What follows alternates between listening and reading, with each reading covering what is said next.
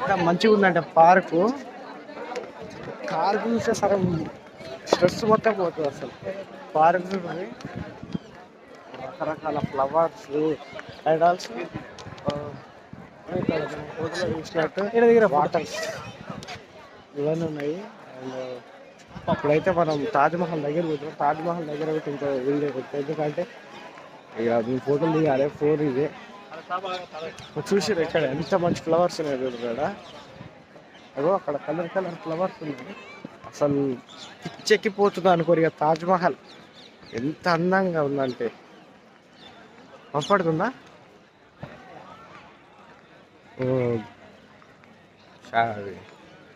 రోలు పెట్టి దీన్ని మీకు తెలిసే కామెంట్లో పెట్టారు రోలు పెట్టి.